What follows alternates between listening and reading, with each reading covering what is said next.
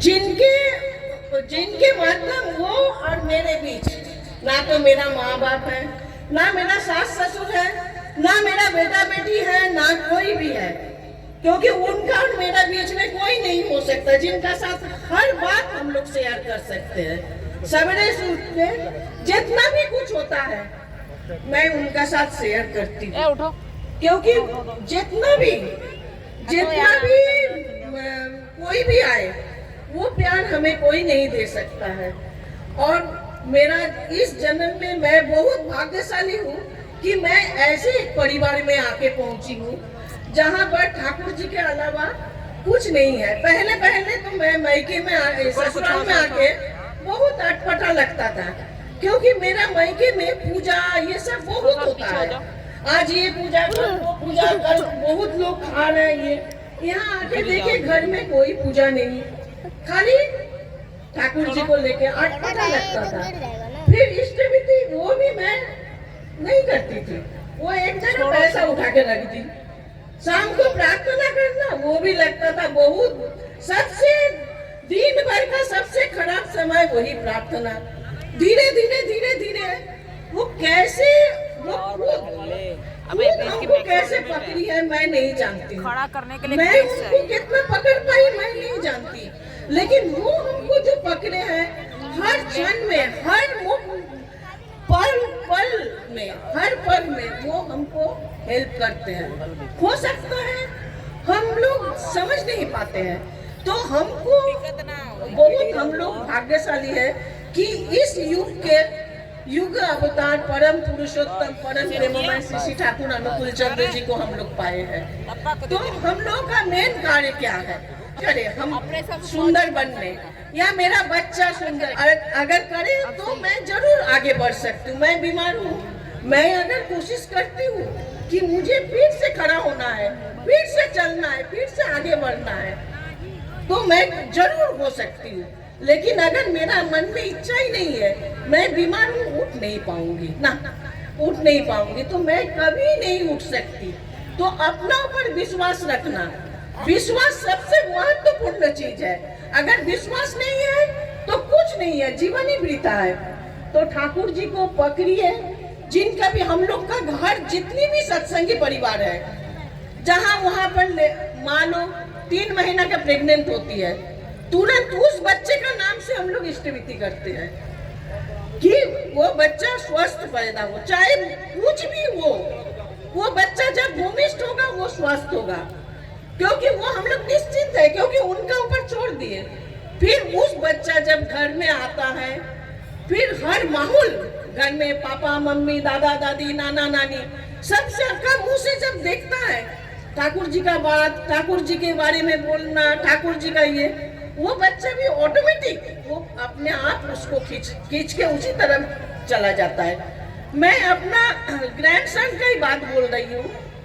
2.5 साल का बच्चा ठीक से बोल नहीं पाता, पढ़ना तो दूर की बात है।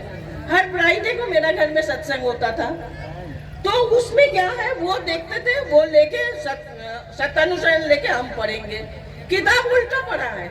लेकिन अचानक एक दिन जबरदस्ती किया तो दे दिया गया, सत्यानुशासन उल्टा रखा है, लेकिन वो बानी पूरा पढ़ रहा।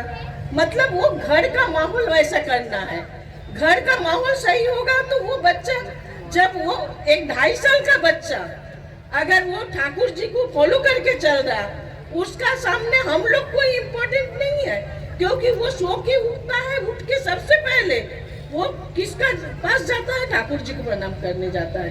अपना अभी तो 11-12 साल का है, ठाकुर जी को प्रणाम करता है। तो उनका पास माँ बाप दादा दादी सबसे ज्यादा, उससे भी इम्पोर्टेंट कौन है? मेरा ठाकुर जी। तो ठाकुर जी को लेके चलना हम लोगों का जिंदगी का महत्वपूर्ण पार्ट है, क्योंकि सभी कोई हम लोग स्वार्थ के लिए जीते हैं कि हम सुंदर रहे, मेरा परिवार सुंदर रहे, मेरा आस पड़ोस सुंदर रहे, तो वो तो हम लोग का स्वार्थ है। तो उसको सुंदर रखने के लिए हम लोग क्या चाहेंगे कि ठाकुर जी के जितना नजदीक आए, तो हम लोग, हमारे परिवार भी सुंदर होगा। उसका साथ साथ हम लोग साइकिल चलाते हैं, गाड़ी चलाते हैं, 4 व्हीलर 2 व्हीलर कुछ भी चला रहे हैं, तो उसको क्या करते हैं, बीच बीच में साइकिल में भी तेल लगाना रहता है, पंचर हो गया उसको सर्विसिंग के लिए देना रहता है, 4 व्हीलर 2 व्हीलर उसको भी सर्विसिंग के लिए देना पड़ता। हम लोग घर परिवार में रहते रहते क्या होता, हम लोग का भी जी उब जाता है, तो हम लोग को भी शरीर में कुछ तो सर्विसिंग का जरूरत होता। और सभी को यहाँ जितनी भी माँ लोग हैं, दादा लोग हैं, घर के बच्चे जो भी है, सभी को ही ठाकुर जी को ग्रहण किए ही है। जो नहीं ग्रहण किए हैं वो भी, हम लोग अपना सर्विसिंग कहाँ करते हैं? हम लोग साल में कुछ नहीं, कम से कम 1 बार 2 बार तो देवघर जाते हैं, और जाके उस भूमि पर जहाँ पैर रखते हैं हमारा शरीर का हर रोम सर्विसिंग होना शुरू हो जाता है, क्योंकि उस जगह पर उस जमीन से मेरा ठाकुर जी चले, बड़ोमा चले, आचार्य देव चल रहे, तो उसको जहाँ छुए हम लोग का सब चार्जिंग होता रहता है। चार्जिंग भी नहीं, घर शरीर का हर पार्ट सर्विस होता रहता है। उसीलिए सभी को मैं रिक्वेस्ट करती हूँ, साल में आचार्य देव का निवेदन का पास निवेदन करने से उनका निर्देश के अनुसार ही लास्ट ईयर हम लोग गए थे उत्तर प्रदेश और उत्तराखंड दोनों स्टेट को एक साथ करके। परम पूज्यपाद दादा भी हमको कई बार बोले थे, क्या तू एक साथ ही नहीं चलते पारबी ना, मतलब तुम एक साथ लेके नहीं चल सकते हो। उतना हम कभी उतना इन्वॉल्व नहीं थे।